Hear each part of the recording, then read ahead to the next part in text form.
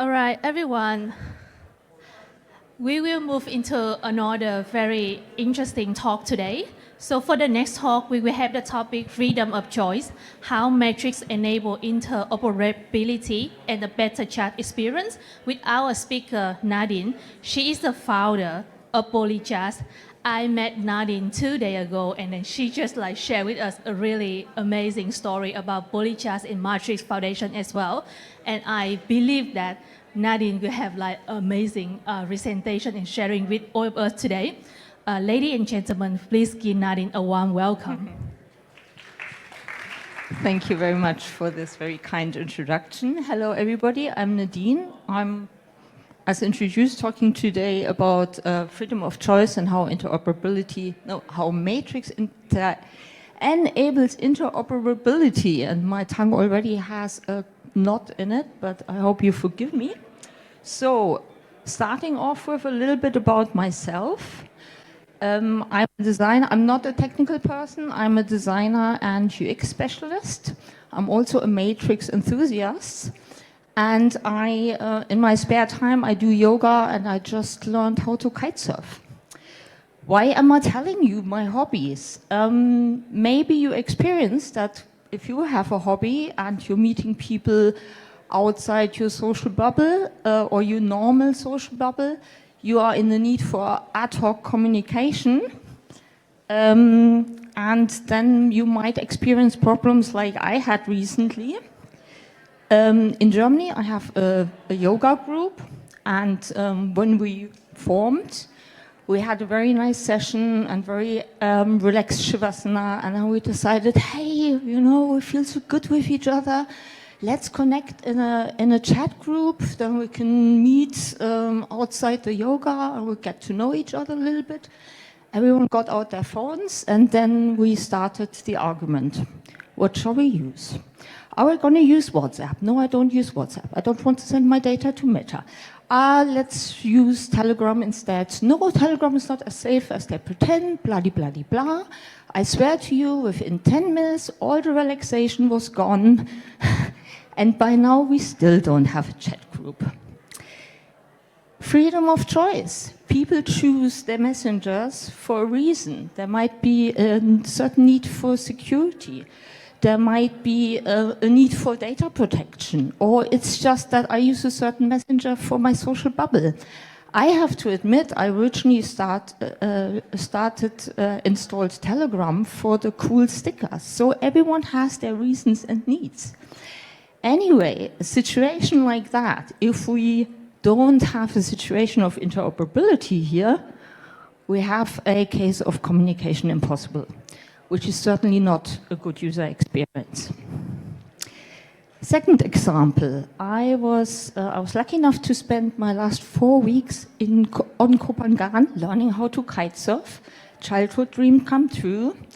And I spoke to my kite teacher about his chat experiences and how he uses his chat and what he uses. And he had this very cool habit, quite useful to... He was running a channel on both Telegram and WhatsApp, informing the students like how the wind is, how the kite is. Today it will be useful for beginners to come at that time and for advanced people to come at that time. However, he was supplying 2 channels, WhatsApp and Telegram. And personally, he used Lime, so he had this hassle of having to fulfill 3 channels. From the student type of view, from the student view, the people who had Telegram, yeah, they were cool. They were catered for with information. People using Telegram as well, people using Signal had to be told by other people in person because they didn't use the channel which the information was flowing. Also a very bad user experience, if you ask me. This is what I personally call the situation of a messenger zoo. I personally have about 8 messengers on my phone because I like to communicate with people, but I tell you it's not comfortable. Right, let's talk about interoperability. Interoperability is quite usual if we think of telephony, letters, roads. Imagine we would have a situation where you call someone, like in Germany, I have a telephone contract with O2. I call someone in Thailand who has an, is it AIS contract. Let's imagine it wouldn't be interoperable and I phone to a lady in the middle and then she hears what I say and she passes it on to the other phone, like, you know, the old kind of connection people. That would not be interoperability, but we are used to interoperability. In the same way when we send a letter, the letter does not taken out of his envelope on the border, stuck into a new envelope and passed on. We are used to interoperability in this context. However, why are we being sold non-interoperable chat systems?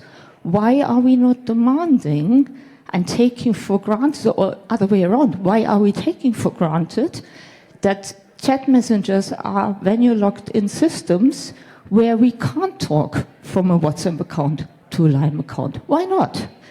Effectively, in my opinion, these proprietary services aren't selling us features or software. They're effectively selling us a social network. And effectively, they're selling us our own social network. So in my opinion, this is absurd. Let's talk more about the situation we have, the lack of interoperability. So as I said, in these two situations I had before, the yoga group, the kitesurfing group, communication with lack of interoperability is either impossible or time-consuming. Also, if we stick to one or just a few non-interoperable chat systems, our communication is fragile. I had a situation, again, an anecdote to my life. I'm in a chat communication with my personal trainer, and he always wants to know what I eat and what I experience and how I felt that day. And the chat with him has developed a bit into a personal diary for me. And then he changed the app, and the app was non-interoperable. And I literally lost 5 years of very personal diary. And believe me, I was in tears about this. So, and also to move into a little bit more of a political situation, coming from Germany or from Europe, where the sort of right-wing extremism is rising in a very uncomfortable and worrying way, I believe that not being able to communicate over the borders of messaging service keeps people in a social bubble. We are endangered having a confirmation bias, opinions become more extreme. So I actually think that before that was very inconvenient, but from a social point of view and political point of view, the lack of interoperability is even dangerous. So you have noticed already, I'm not a fan of it. Right. In come the matrix. Matrix, you might maybe have come by our stall at the end of the corridor. You might have seen Jan's talk yesterday about matrix. I will tell you about it really briefly and from a not technical point of view, or maybe a little bit. So matrix is a protocol for instant messaging. That's very brief. You can also use it for file transfer, video call, cooperative functionalities, bots, all the big colorful potpourri of data. It's a protocol. You can have various clients you can use for communicating. It's really worth going to the website matrix.org. There is a list of clients you can use, and it's very useful for all sorts of different things. Matrix is the good on the good side of things, so it's easy to develop it, it's encrypted, it's open source. That's the end of my sales talk. What I think is really interesting when you're on the matrix.org site, and unfortunately I cannot link to the website here, or I don't know to do it, but if you go onto website.org and you go under Foundation about Matrix, there is this Matrix manifesto. I'm not sure whether it's usually used that like software has a manifesto. I'm really impressed with that. There are 4 points on this manifesto, and the most important point, number 2, for me the most important point is people should not be locked into centralized communication silos, but instead be free to pick who they choose to host their communication, without limits who they can reach. So the Matrix guys have interoperability in their manifesto. That's one of their missions. So now I'm getting a bit confused with all my files here. So how they're doing this? Matrix has a thing called bridges. That's what really got me onto Matrix. Bridges, as the name suggests, bridge into other systems. Again, go onto the website under matrix.org ecosystems. There is a list of all the bridges. Bridges run on the server, and they do what the name suggests. They bridge into other systems. So you can, on your server, install, let's say, bridge to Telegram, and then you go into your chat and you invite the bridge. Sorry for that. You invite the bridge, which is the bot. Oops. You invite the bridge, which is the bot, and then within this chat you can invite someone who is a Telegram user. However, for installing this bridge, there's a little bit of expert knowledge needed. It doesn't come out of the box. You will have to ask your admin to do that. And also a little bit of a bad thing about it is bridging, as of now, will break the end-to-end encryption. But that's just a side note. So, another negative aspect about bridging, which I haven't listed here, in order to use the bridges, you need to use Matrix. Now, while as this is a very good reason for all of you to install Matrix, and if you need help with that, come to our booth. The bad thing about it is that Matrix, I had earlier today someone on the stall going like, oh, I've never heard of Matrix, and they actually were in that field. Now, if you imagine going out of this conference, outside into the world of the, I would say, technically not as literal people, who has heard of Matrix? If I say Matrix, they tell me about something like Keanu Reeves and the Matrix movie. I personally think that technology, especially the innovative technology we create here, needs to be brought to the common user. I was in a very interesting talk this morning where the speaker said, free software is meaningless if it's not used to free the people. I personally call that, what good is technology for if it's not made accessible? So obviously I have to say that as a user interface designer, but I use this to draw your attention to two, let's say, consumer products which are based on Matrix. So one is called Beeper. Beeper uses bridges. It's I think you could say it's a proprietary company. You can install Beeper, and it's basically a kind of dashboard for all your other messengers. So you can link up your WhatsApp account, your Telegram account. I think it bridges into LinkedIn, Instagram, what have you. They're really cool. The interface is sleek. It's solving the problem my kite surfing teacher would have. The personal cons I see is, yes, it uses the multiple inbox problem, but it only uses the multiple inbox problem. Not my yoga group wouldn't be helped with that. Also, you still need accounts in the target networks. It doesn't keep you from having a WhatsApp account. It keeps you from having to open the WhatsApp account if you want to communicate with people there. But you still would have to have that. You would still have to pass on your metadata to WhatsApp, and so on and so on. And last but not least, Beeper is another app to install. And I have the experience whenever I want to convince someone else to use something else, and they go, oh God, yet another app to install. So from my point of view, I mean, you can't argue with that. It's like not really interoperability as it should be, in my point of view. Polychat. You have to forgive me for being a bit more enthusiastic and detailed about Polychat. Polychat is my own project, so obviously I'm more enthusiastic about it. Polychat is really a way to experience interoperability, making it tangible. You don't have to have an account in the target network in order to speak with people in the target network. And last but not least, it's not an app. You don't have to install another app. It's a web service. You don't have to learn a different app because people can keep using whatever messenger they've been using before.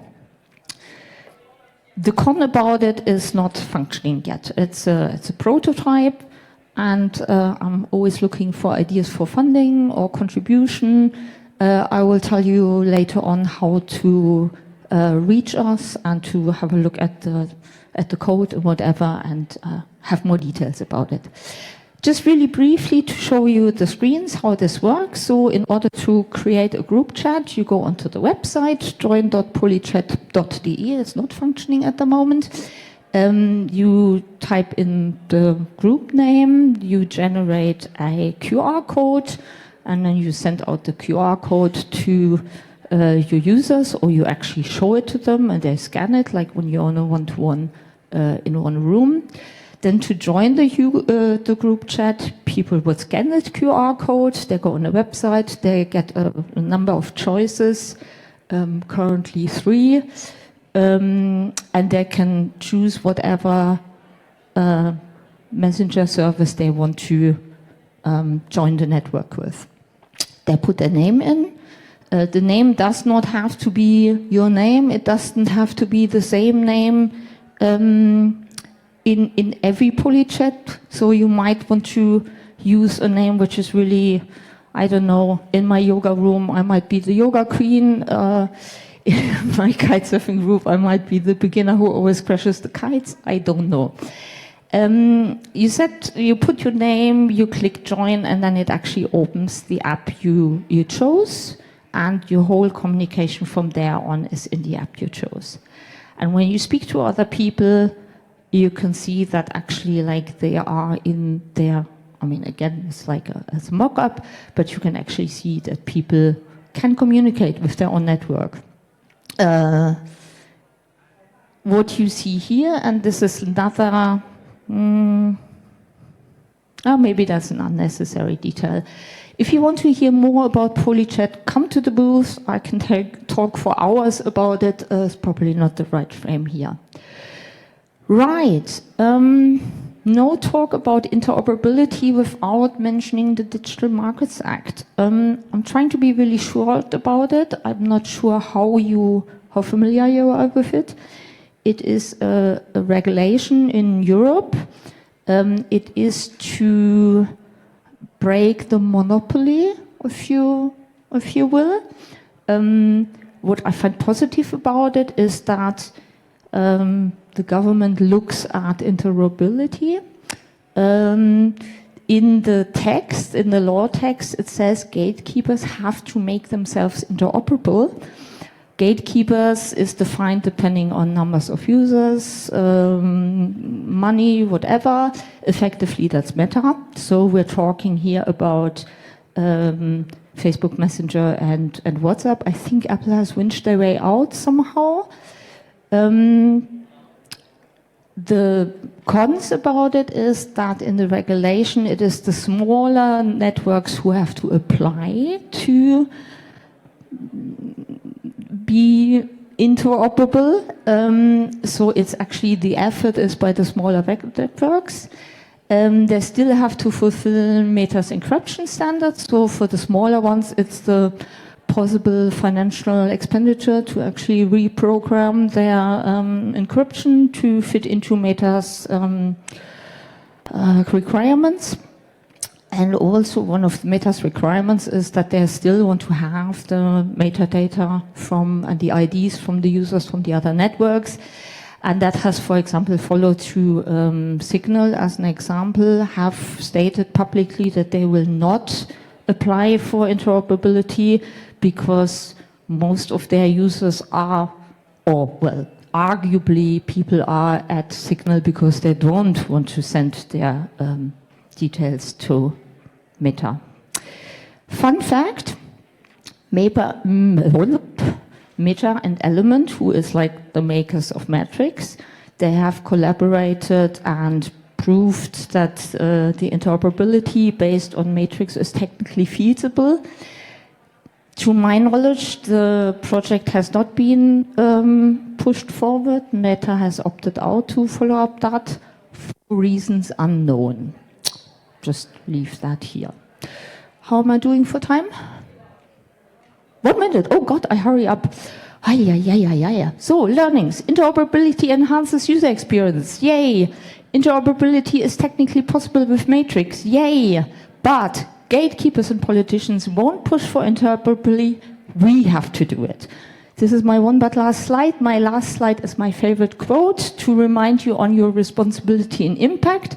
The visions we implement today become the future, the normality of future generations. We can do something about it. Let's do something about it. Thank you very much. Yay, thanks a lot for the sharing, Nadine. Unfortunately, we just run out of time, so we don't have enough of time for the Q&A. But as Nadine shared, we have the booth of Matrix outside, so feel free to reach out to Nadine and another Matrixer. We have Kim, we have Sean over there, and ask them any question related to Matrix and Polychat. I believe that they will really happy to have you on that.